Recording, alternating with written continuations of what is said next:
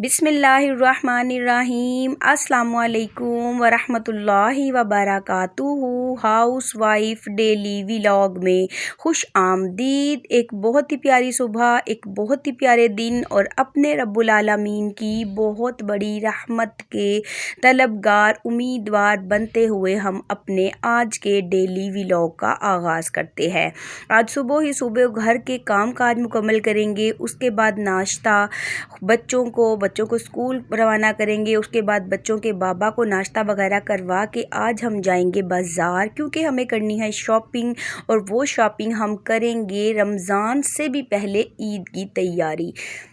जैसा कि आपको सबको पता है कि माशाल्लाह माशाल्लाह शहबानुल मुअज़्ज़म का प्यारा महीना चल रहा है। इसके बाद आ जाएगा रमज़ान। जैसे ही रमज़ान आएगा तो दर्जी जो हैं वो कपड़े सीने के लिए बुकिंग बंद कर देंगे कि जिसने कपड़े सिलाई होने के लिए देने हैं वो यकम रमज़ान से पहले पहले अपने कपड़े मेरे हवाले कर दें। और यही हालात जो हैं वो लेडीज़ दर्जन का है, यानी कि जो लेडीज़ के कपड़े सिलाई करने वाली दर्जनें जो हैं वो भी कपड़े लेना बंद कर देंगी। तो बस फिर मैंने बच्चों के बाबा को लिया अपने साथ और हम आ गए हैं बाज़ार, क्योंकि हमें आज करनी है ढेर सारी शॉपिंग।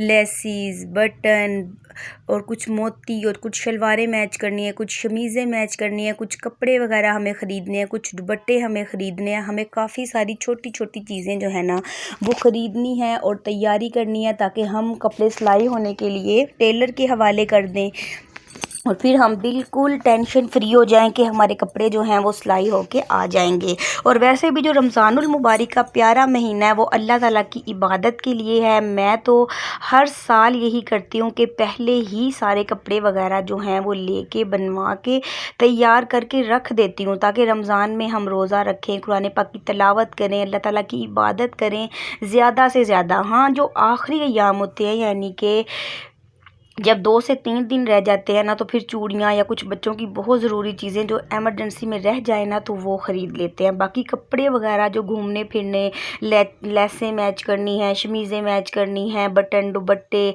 वो सब मैं घूमने फिरने वाला जो काम है वो पहले ही कर लेती हूँ। बस फिर मैंने अपनी जो कुछ ज़रूरत की चीज़ें लेनी थी वो ले ली और दुपट्टे वगैरह जो थे वो लिए, शमीज़ें ली, कुछ पजामे शलवारें बच्चों की लेनी थी, ट्राउज़र वो मैच किए। और ये देखें, इस शमीज़ ने, ग्रे वाली ने मुझे इतना परेशान किया। ये कलर मैच ही नहीं हो रहा था, ना कतान में ना शमोज़ में, किसी भी चीज़ में ना। ये ब्लू में ग्रे शेड आ रही थी, मुझे वाइट में ग्रे शेड चाहिए थी। तो तंग आके हमने एक सिंपल कपड़ा लिया, उस कपड़े को हमने डाई करवाया, फिर सेम शेड बन पाई। मुझे लगता है कि मुश्किल तरीन काम होता है मैचिंग का। किस्मत से अगर चाहें तो फ़ौरन ही मैच हो जाए, ना हो तो आपको बहुत परेशान होना पड़ता है। और ये कुछ फ्रिल थी, मैंने बच्चों की फ़्रॉक्स बनवानी है और ना मैंने इनको ना ये बेबी पिको करवाने के लिए दी थी, तो ये भी बेबी पिको भी हो चुकी है। अब ये ले लेते हैं और अब हम जाएंगे आगे, हमें लेने हैं कुछ मर्दाना कपड़े। और ये देखें, छोटी सी मानो कितनी स्पीड से भाग रही हैं अपने बाबा के पास जाने के लिए, और मामा जो हैं वो पीछे पीछे आ रही हैं। तो चलें जी, अब हम पहुँच जाते हैं मर्दाना कपड़े लेने के लिए। मुझे लेने हैं यहाँ से काफ़ी सारे कपड़े। मेरे अब्बू ने कुछ सूट मंगवाए हैं, अब्बू के, छोटे भाइयों के, मेरे बेटे के और मेरे बच्चों के बाबा के। तो बस अब यहाँ पे हम देख रहे हैं लेडीज़ के कपड़े, तो फिर हम कलर सेलेक्ट कर लेते हैं। लेकिन जो जेंट्स मर्दाना कपड़े हैं ना, उसमें बड़ी ही प्रॉब्लम होती है। कभी वाइट कलर भी है, उसके अंदर बहुत सारे कलर हैं और समझ नहीं आ रही होती कि कौन सा सिलेक्ट करें।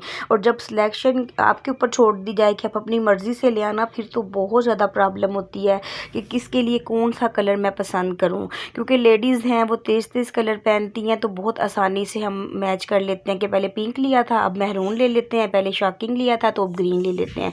लेकिन जेंट्स के कलर बहुत हल्के होते हैं और याद भी नहीं रहता कि कौन सा इन्होंने कलर पहले पहन लिया और कौन सा सर्दियों वाले कपड़ों में है, तो गर्मियों में नहीं लेना।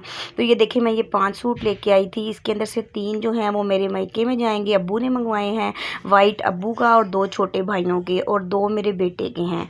और उसके अलावा देखें, ये मैंने लिए थे टसल्स, ये मैं ना लगाऊंगी दुपट्टे की साइड पे छोटी सिस्टर को दूंगी, वो लगा के दे देंगी। और ये मैंने लेसिस ली हैं बड़ी बेटी के लिए थोड़ी चौड़ी वाली लेसिस, और छोटी बेटी की छोटी सी फ्रॉक पे लगाने के लिए थोड़ी कम चौड़ी लेस। और ये मैंने इकट्ठी ही ले ली थी, मेरे सूट पे लगेगी और मेरे पूरे दुपट्टे के इर्द गिर्द। और ये कुछ मोती हैं, ये भी मेरे सूट पे लगेंगे। जब मेरे कपड़े मुकम्मल तैयार हो जाएंगे ना, फिर मैं आपको दिखाऊंगी। और ये मैंने एक बड़ी सी ना फ्रिल थी, ये बेटी की फ्रॉक पे लगनी है, इसको बेबी पिको करवाना था, तो मैंने ये भी साथ ही बेबी पिको करवा ली थी। और ये है मुश्किल तरीन शलवारें, दुपट्टे, कमीज़ें मैच करना। बड़ी ही मुश्किल से मुझे ये कतान सिल्क में मैचिंग मिली है। तो अब जब ये सिलाई हो जाएगा तो फिर मैं आपको दिखाऊंगी कि ये कपड़े किस तरह के फाइनल लुक में नज़र आते हैं। और ये हैं बच्चों के बाबा के कपड़े। इन्होंने ये एक जो सूट है ना, ये लिया है काम में पहनने के लिए। यानी कि जब ये इनका काम ऐसा है ना कि इनको बहुत ज़्यादा हल्के कलर नहीं पहन पाते, बहुत जल्दी ख़राब हो जाते हैं, गंदे हो जाते हैं काम के सिलसिले में। तो दो इन्होंने ये काटन के लिए हैं, एक ब्लू कलर है, एक कैमल कलर है, और ये पेपर काटन का है। तो ये बहुत मतलब ईद पे पहनने के लिए हैं।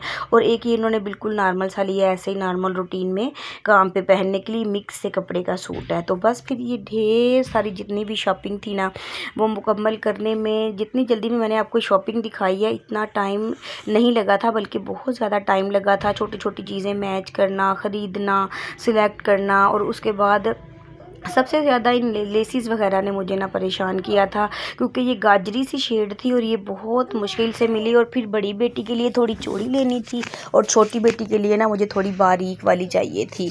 तो बस फिर इन छोटी छोटी चीज़ों को मैच करते, ख़रीदते, लेते काफ़ी सारा टाइम लग जाता है। बहुत ज़्यादा ना थकावट का भी एहसास होता है। तो मैं बच्चों के बाबा के साथ ही मैंने बाज़ार जाना ना मुनासिब समझा था।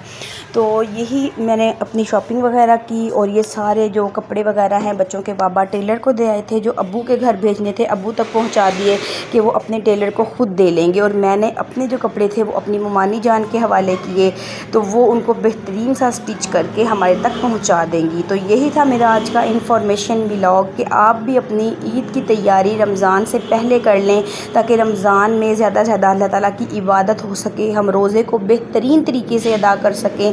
रमज़ान का जो महीना है वो नेकियों का महीना, और वैसे भी रमज़ान में घर के कामकाज ज़्यादा होते हैं। वीडियो को लाइक और शेयर ज़रूर कीजिए।